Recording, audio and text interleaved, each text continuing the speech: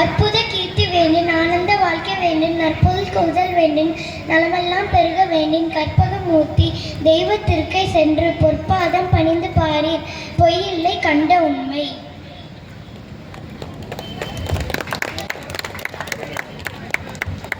இனிய மழலை குரலில் கடவுள் பாக்களை இசைத்த இனிய பாரதி அவர்களுக்கு நன்றி.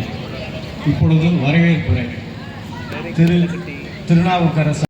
2004 ரிட்டையர் ஆனதுக்கு மெயின் காரணமே, முக்கிய காரணமே வகுப்பில் கவனிக்க மாட்டேங்கிறாங்கிறது தான். கவனிக்காதவன்ட்டு என்னத்தை பேசிக்கிட்டே இருக்கிறது.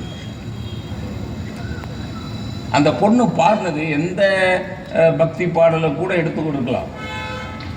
ஆனால் அந்த குட்டி குழந்தை பாலும் தெளிதேனும் பாகும் பருப்பும் இவை நாளும் கலந்துனக்கு நான் தருவேன், கோலஞ்செய் துங்க கரிமுகத்து தூமணியே நீ எனக்கு சங்கத்தமிழ் மூன்றும் தா அப்படின்னு பாடினா பார்த்தீங்களா.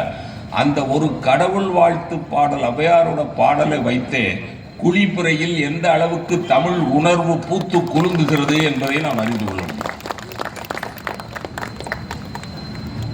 கேட்கறது சங்கத்தமிழ் 3, கொடுக்கறது பால் தெளி தேன் பாகு பருப்பு. அதுக்கு என்ன அர்த்தம் தெரியுமா? அந்த கொடுக்குற நாள் கொஞ்ச நாளில் கெட்டு போயிடும். பால் எத்தனை நாள் வச்சிருப்பீங்க, தேன் எத்தனை நாள்? பாலை விட தேன் கொஞ்ச நாள் கூட இருக்கும், ஆனாலும் ரொம்ப நாள் வச்சிருக்க முடியாது.